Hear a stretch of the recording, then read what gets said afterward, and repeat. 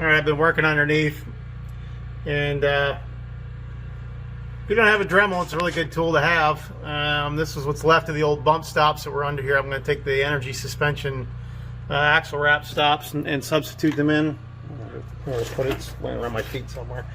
Anyway, just been going at it with the Dremel here, cutting the old head off. I tried to take the bolt off. Of course, it was rusted solid.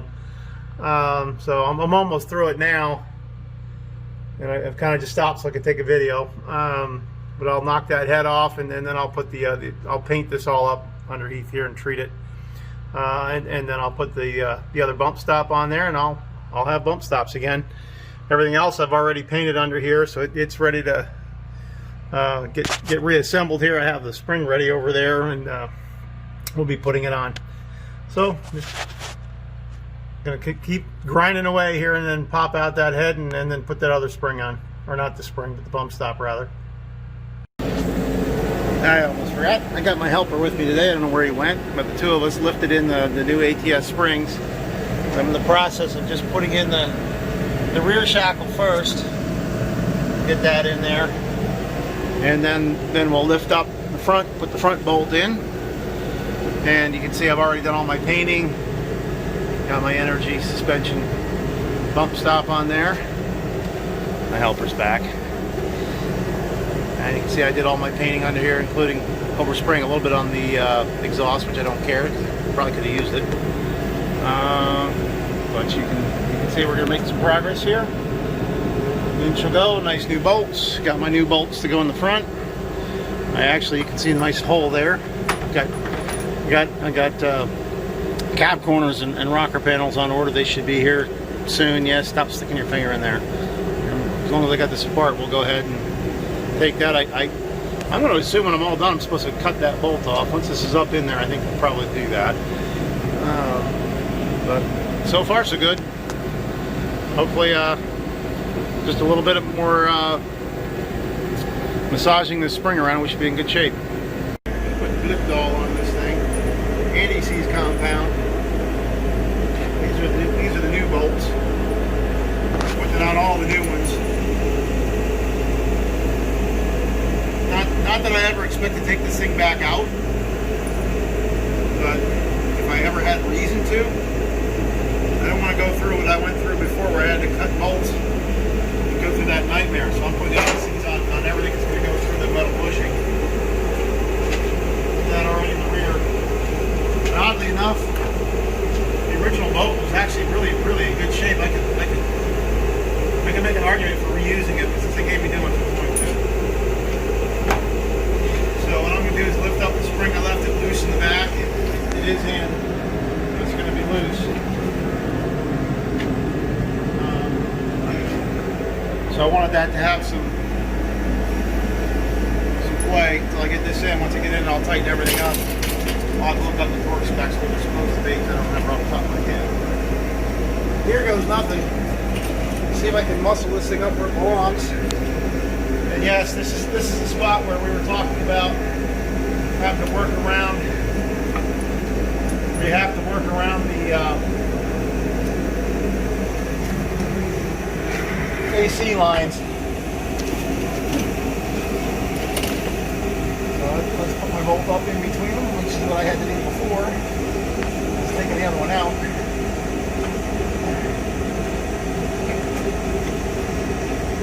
Once I get this started, there we go. Yeah, can you get a rag? Yeah. I'm stopping the video. Yeah, you can stop. Well, I won't stop. Alright, so here we are, fighting through these AC lines. But you can see I got a wrench on. I'm managing to turn the bolt in and get it past the Saints AC line. It's really tight, but I am getting it through there. So when everybody talks about the AC lines being in the way, this is what they're talking about. Sort of that when I was taking it out, but we're making okay progress. We're going to get there with it. I'll have to deal with this broken stud here when I'm done. I'm not sure what I'm going to do yet. I may twist or pound that out, and I'll probably put a clip there and just put something back through it, and that way I can get this clip back down when I'm done. I'm so glad I didn't try and take off the other ones to really move these lines, because I think they all would have done that. Anyway, you can see I got plenty of rust repair to do. It's probably not as bad as some, but it's bad enough. There's bits and pieces of this inner rocker I'm going to do. I'll pull off the, yeah, no, isn't that nice? I'll pull off this running board. I replaced the bottom of this running board years ago, and that held up actually really well. But it's time to get these brackets off. I didn't do that the last time. I just did them in place. I'm going to actually take the whole thing off this time. And I'll take them off from this side so I can do the inner rocker. And I'll probably sandblast these, get them really good. They're not perfect, but you know, it's not like I can get these. I don't think I can even get these anymore. But we'll get all the heavy flake off of it. They're still very substantial, so they're not that bad, despite what they look like. I'll get them all cleaned up and get them sandblasted, and I'll treat them. All right, I'm going to keep putting this bolt in. We do have one other challenge though. Lower overload spring here in the back. You can't see it through the axles. Actually hitting my bracket back there. There you can see it. The bracket's hitting the bracket for the exhaust. I'll have to rethink the exhaust back there a little bit. Okay.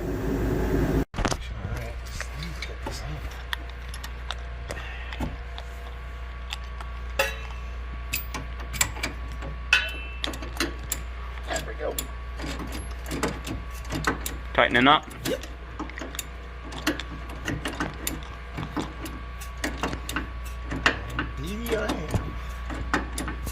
We'll figure this exhaust out later. Yeah, we ran into a slight issue in which our new suspension is in contact with the exhaust, but that's a later problem.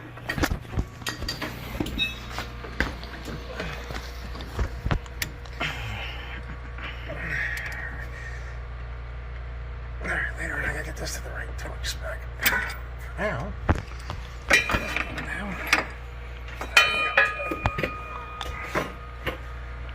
Same thing with this one now. You already tightened the front, right? I did. They're not to torque spec, but they're just tight. Yeah, so but this is the last bolt, and then we're done this one. Yeah, and then watch. And later on we'll torque everything now, right? Gotta go look them up actually. I'm not positive what they are. Do you have your manual? Not for that, I have to go look it up.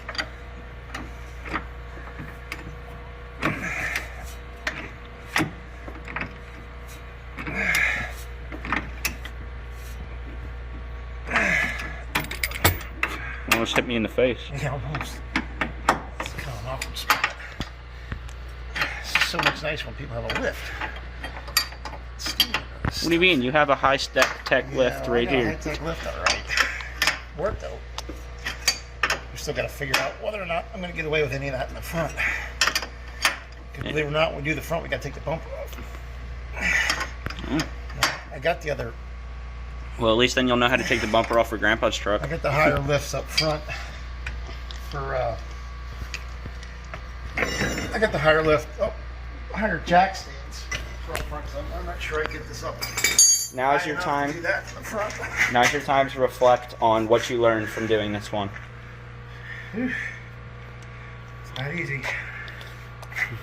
I'm going to tell you one thing. Right now, I don't even have the lift block in there yet.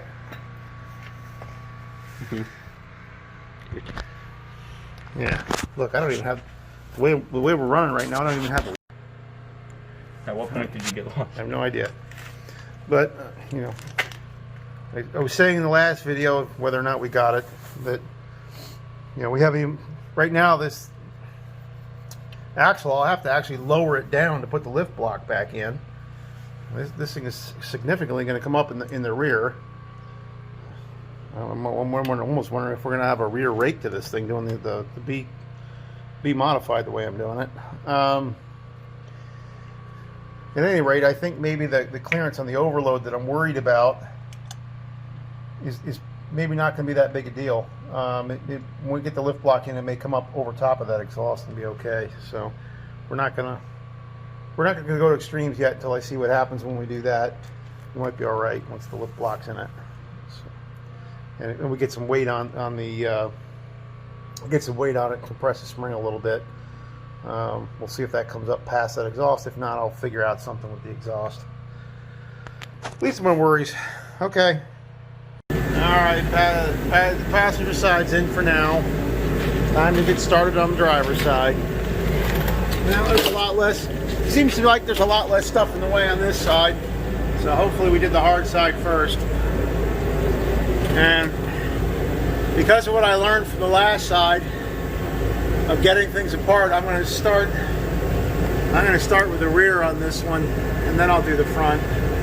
What I found last time was I was moving this whole spring hanger around the last time, so I'm going to do this one first. We'll see if that's a little bit better. Okay, onward. Here we go.